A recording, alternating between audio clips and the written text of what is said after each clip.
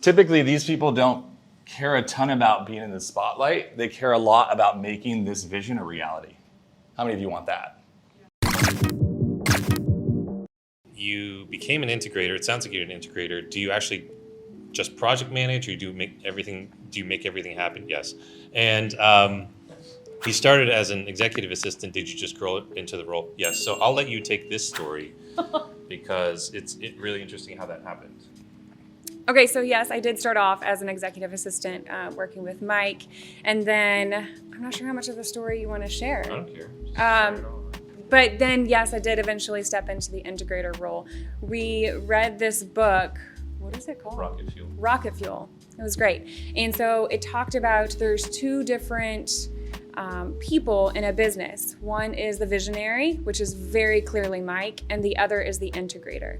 So I believe sort of like an executive assistant, virtual assistant person, they start off maybe being a little bit more of like a task taker and doing project-based things, but then they start to take more ownership in the business, and not from a control perspective at all, but they're just invested. They're just much more invested. They care about what you're doing and they want to succeed. And so that's kind of where I've stepped into more of the integrator role, which is basically handling all of the operations and making his ideas happen. So, yeah, so I'll just be really honest. Like, we had a 2.5 hour phone. We never talk on the phone, by the way. For 4 years, we had maybe 5 phone calls. We all just talked through Slack or text, and we just see each other at events like this. So we didn't do that. I was just like, I need 10 flights, just make it happen, and she would do it. And at some point, I had a breakdown on some of the back end stuff for one of my membership sites. So I had to take the friend of mine who was doing that off of that because it wasn't his area of expertise. So I lost a lot of money because we made some mistakes there. And so then I went down the spiral of despair, right, what that every entrepreneur does. And Chelsea and I talked on the phone. I was like, hey, I just need to tell you all of my problems. And I told her all of my problems for 2.5 hours. It's like the world record phone conversation. I think she was drinking on the other line. And she's like, oh, I can do that. Oh, I can find someone to do that. You've been doing that? Why are you doing? Oh, my stars. And why are you doing this? Why are you doing that? And it was just on and on and on it went. And I just said, can you find people to do this for me? And I still had this mentality, Joanna, that she could manage everything else except for the marketing. And that's where I had too much of a hand on the marketing. So I was still writing all the web copy. I was still setting up the landing pages. I was still talking to a different VA about setting up the integrations there. So I actually wasn't the entrepreneur. So we had a 2.5 hour conversation, and then a few months went by and I didn't change, and that's on me because I don't change, right? And then Chelsea called one day and she's like, hey, what do you think if you just like stopped doing all this stuff and I just did everything? I'm like, oh, that's possible? So she actually broached the subject with me. And I think it was just probably because you were like, wow, doesn't know what he's doing. Like, you can be honest, like, right? I mean, and that's what happened. Yeah, that's what happened. See, she's just trying to be really nice. And so now at this point,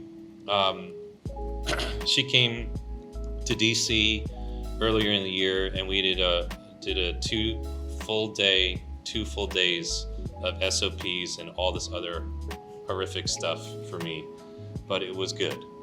Ultimately, it was great. Yeah.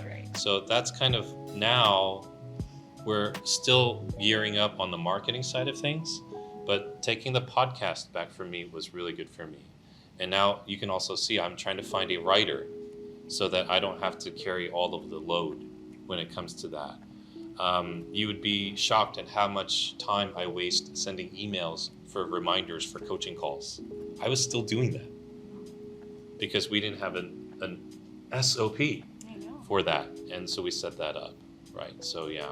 So does that help, Jen? Yeah. And so when you were first hired and came on, have you ever played this example of the role in anyone else's company, or that is just so naturally developed here and then now that's what you do? Yeah, it totally naturally developed into that. It had me being like, why I can do so much more than what I'm currently doing. So why don't but I don't want to like take control, like this is his business. So I don't want to come at it from the perspective of like, can I just do more? Like I'm trying to wiggle my way into his business. That's not from that perspective at all. It's just, I can make your life a lot easier if you will like release some things and let me do them for you. I knew her for 4 years and I didn't know she knew what Kajabi was. I was like, Kajabi's my I train course. other people in Kajabi, so. I was like, what? I was so mad with myself after that. I was like, oh my God.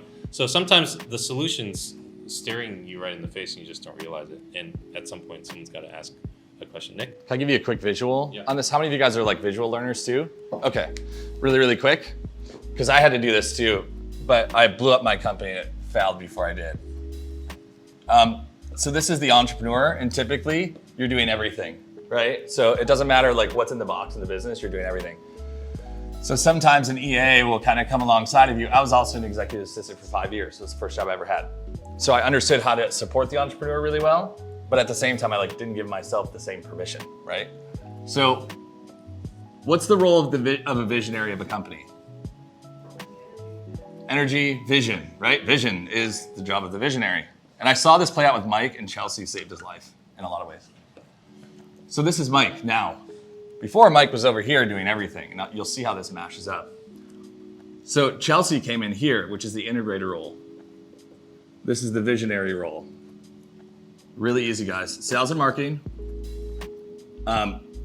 client delivery, and finance, or ops.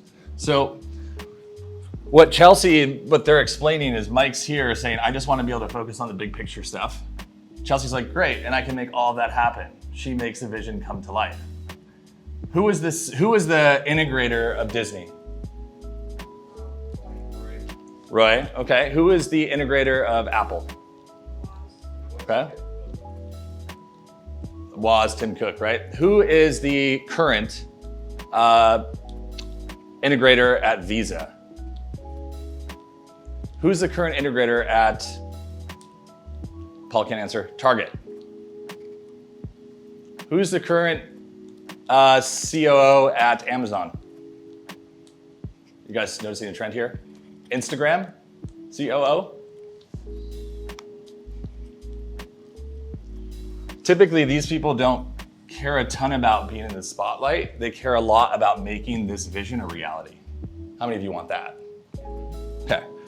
So under sales and marketing, like Mike was saying, like podcast. Now, Chelsea's responsible for that outcome. And Mike can focus on doing what he does best. Another thing is a writer. So Mike will be involved in the process of making sure that like within hiring that it's the right person, but he's not going to manage their outcome. When I'm doing Facebook ads for him or something like that, that will roll into Chelsea. Us getting here, times, locations, payment, all that stuff, that all goes to Chelsea. Mike doesn't touch any of that stuff, and that's new. So you only have to focus on these three things underneath, but finance and ops, client delivery, so Kajabi, sales and marketing. It's really simple. So what I would ask you to do is look at this picture and say, who do you know currently who's in your world helping you now if you do have an EA, or you're looking at the opportunity to get one, and say, can they effectively manage the outcomes, not the tasks, but the outcomes of these things? And if they can, my business probably would still be here the way I had my agency, or I would have sold it had I had someone who was doing that.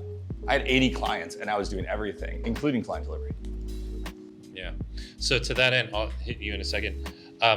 Chelsea doesn't do all those things. She manages. She has conversations now with our finance and accounting people that I don't even know about. I don't know the address of my business.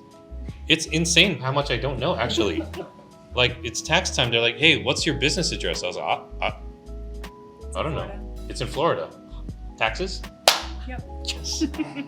Right? Protect. But yeah, I trust her a lot. Now, there are certain things that she doesn't have access to, you know, like my Bank of America or Chase or whatever. She doesn't have access to that per se, right? And as the company goes, to Nick's point, you know, you start minimizing risk or fraud, or you know, someone dropping the ball and costing you $10,000 because they forgot to turn something on or whatever that is, and that's just growing pains. Hey, it's Mike Kim here. Thanks so much for checking out my YouTube channel where we talk all about building a personal brand business. That means you as a coach, a speaker, a content creator, how to market your content, how to create great content that people love.